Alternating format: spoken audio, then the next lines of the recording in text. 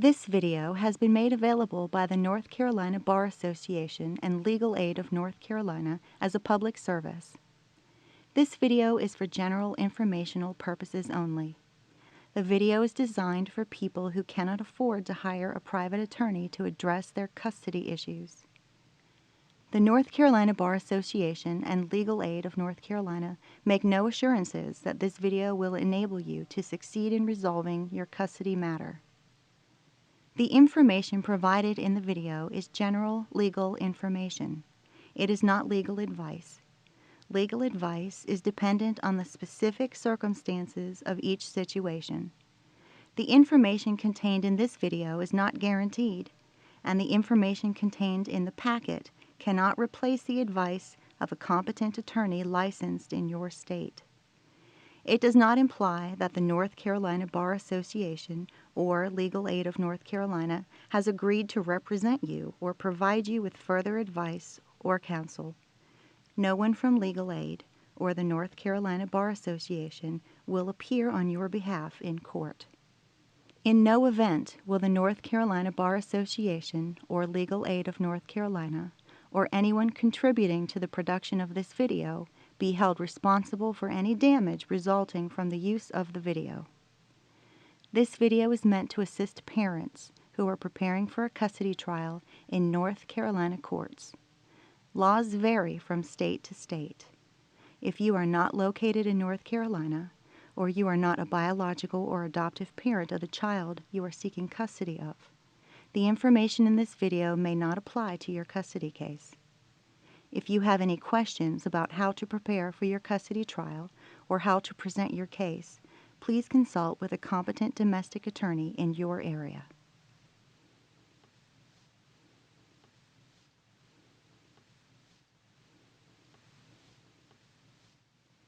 If you are separating or divorcing, your children deserve a conflict-free resolution to their custodial arrangements. It is almost always in your best interest and in the children's best interests if you can resolve your custody dispute without a trial. The court system is expensive and can take an extended amount of time. If you are unable to resolve your custody dispute through mediation or collaborative means, this video is meant to provide you with some insight into the court system and how your trial might proceed. I filed my custody case, and my ex-partner and I have tried mediation. I have a custody case set for trial. What happens when I get to the courtroom on the day of the hearing? In most courtrooms, a judge and a courtroom clerk are in the courtroom. The judge or clerk will call all of the cases on the calendar. Be sure that when you hear your name called, you answer loudly and clearly to let the judge know you are present. When the judge is ready to hear your case, the judge will call your name again and ask that you come forward. After my case is called for trial, what happens? Either you or your child's other parent, or both of you, may have filed the claim or motion for custody. If you filed the documents, you will go first when the hearing starts. If the other party filed the complaint or motion for custody, then they will go first. If both of you have filed claims or motions for custody, then the person who filed first typically goes first. The first thing you will need to do is present your opening statement. The opening statement is a brief summary of your situation. You should write down what you want to say in this opening statement before you go to court. The opening statement is only a brief summary of your situation. You will have an opportunity to provide more details later. You will want to include the following information in your opening statement: your name, the name of the other party, how you know the other party and if you are related to the other party, the names of children and dates of birth for the children, a short summary of what you will be asking the court to do about custody or visitation. This should just be a few sentences, including your overall concerns and what specifically you want the court to do for you and your children. After the first person presents their opening statement, the other parent will present their opening statement. Following that, each person will have an opportunity to present witnesses. This means that you and your ex-partner will have an opportunity to testify.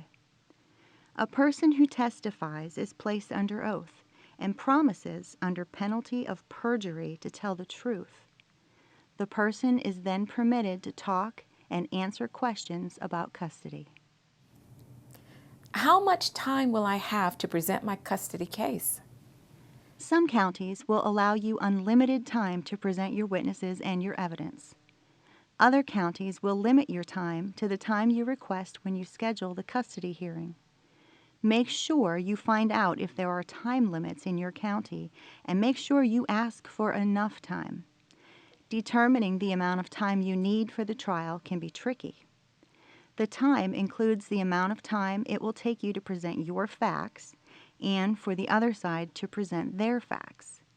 A good starting point is to figure out how long it will take you to say what you would like to say and how long it will take your witnesses to say what they need to say, and then double that time for the other parent. It's better to get finished in less time than you request than to run out of time to present all of your evidence. Do I get a chance to testify in my case? Yes, you may testify. Call your most important witnesses first. As a parent, you should be one of your witnesses. If you want to testify, consider testifying first to make sure the judge gets to hear what you have to say before you run out of time. This will be your only chance to tell the judge about your child and the things you want the judge to know.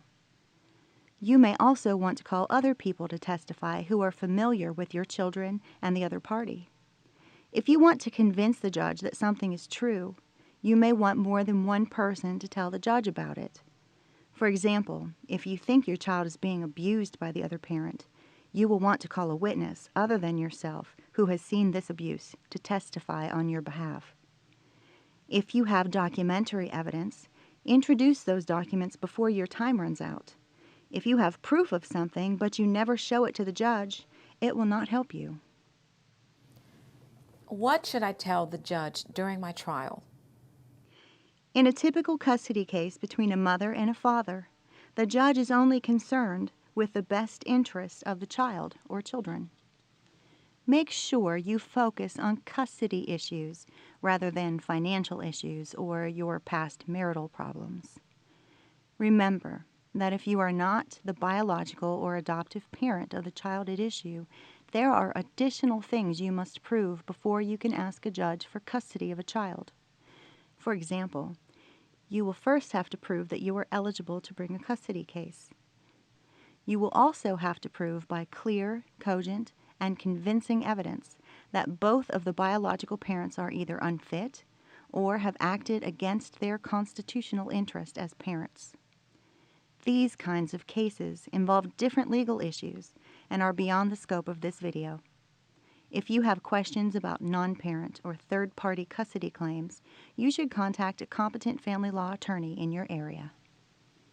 Examples of things the court wants to hear about in a custody case between two parents are the children's educational performance and progress in school, the children's medical conditions and needs, activities in which the children are involved, such as school activities, sports, or other extracurricular activities, any concerns you have about the other parent's ability to care for the children, whether there has been domestic violence involving the other party or the children, whether Child Protective Services has been involved with your family, who primarily took care of the children before the parents separated and before you came to court, the work schedules of the parties, the current visitation or custody schedule, and the new visitation schedule you are asking the court to impose.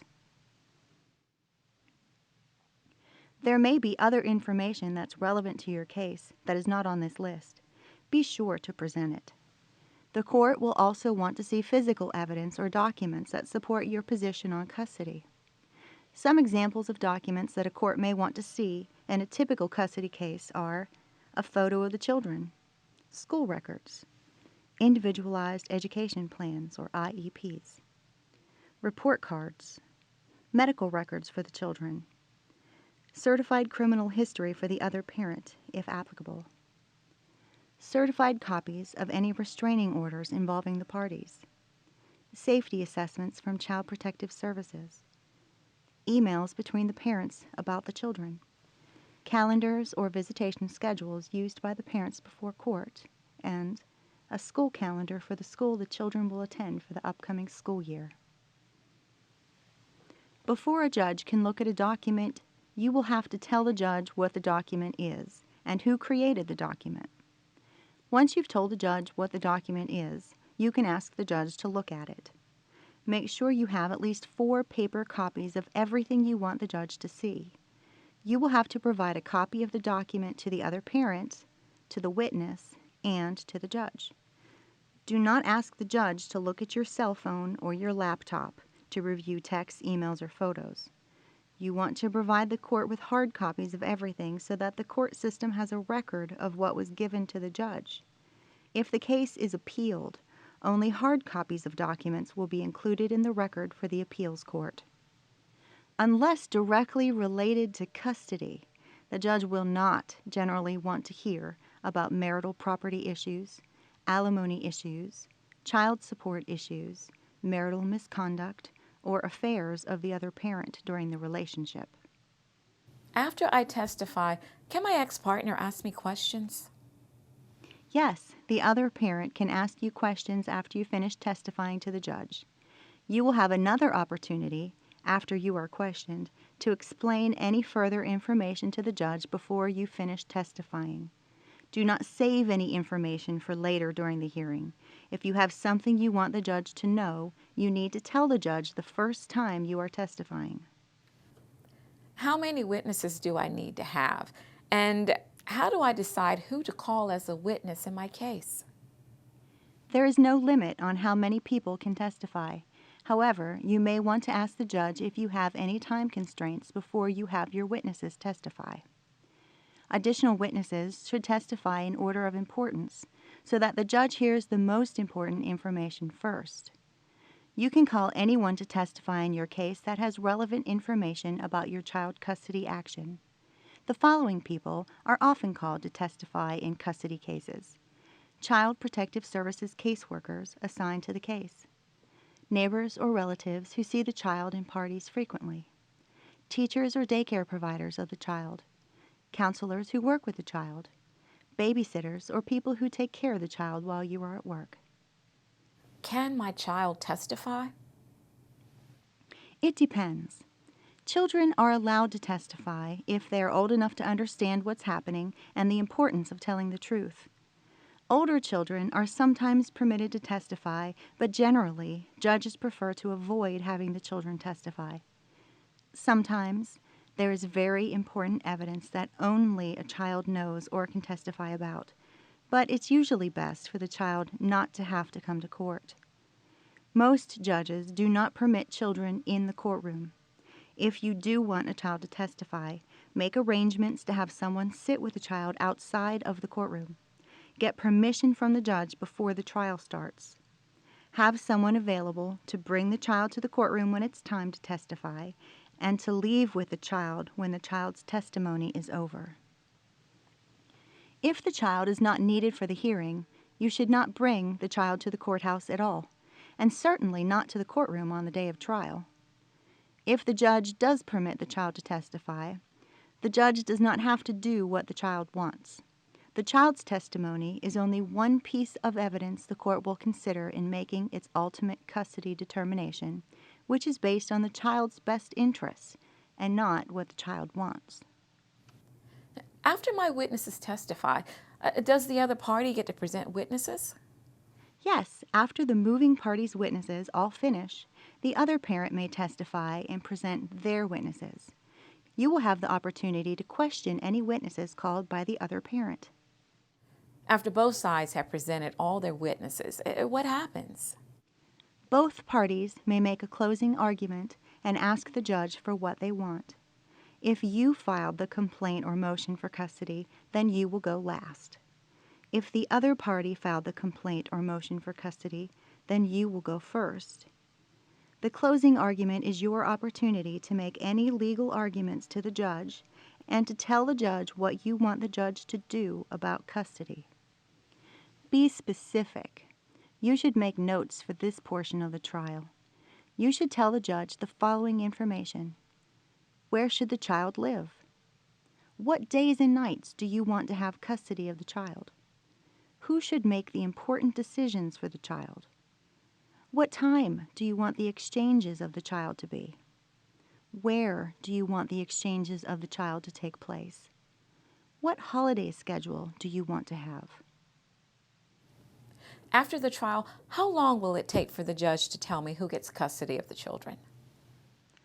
Sometimes a judge will issue a decision immediately from the bench while everyone is still in the courtroom. In that event, it still may take some time before the decision is reduced to writing. If one of the parties has an attorney, the judge may instruct the attorney to prepare a written order. In that event, both parties will have an opportunity to review the order and make comments about the order before it is signed.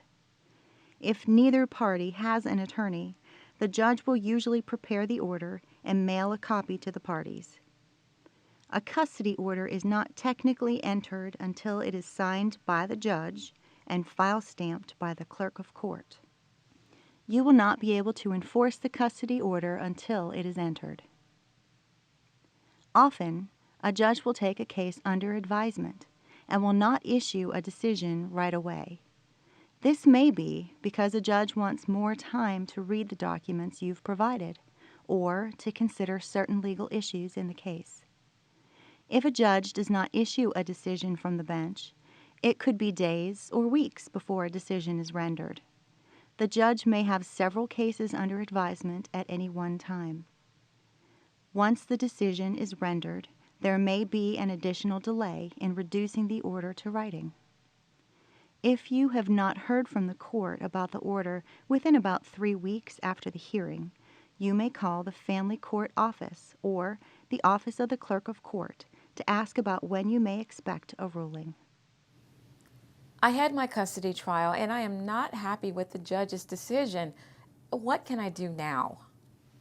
If you are not happy with a temporary custody decision made by the judge, you will have another opportunity at a later date to have a permanent hearing. If you have already had a permanent hearing and do not like the judge's permanent custody decision, you have several options after your trial is over. The first option is to request a new trial or ask the judge to set aside the order. There are deadlines that apply to these kinds of motions. If you have questions about how to request a new trial or ask the judge to reconsider the order, please review Rules 59 and 60 of the North Carolina Rules of Civil Procedure or speak to a qualified attorney. The second option is to file a notice of appeal. There are deadlines that apply to filing a notice of appeal. If you have questions about how to file a notice of appeal, please review Rule 58 of the North Carolina Rules of Civil Procedure and Rule 3C of the North Carolina Rules of Appellate Procedure, or speak to a qualified attorney. If you do not choose to appeal, you can still ask the court to reconsider the custody decision later if there's been a substantial change in circumstances that affects the welfare of the minor children and warrants a change in custody. The court will determine on a case-by-case basis what constitutes a substantial change in circumstances. If the court finds a substantial change has occurred, the court may modify custody based on what he or she thinks is in the best interests of the children. For more information, please see our other custody videos and documents located on the Legal Aid of North Carolina website.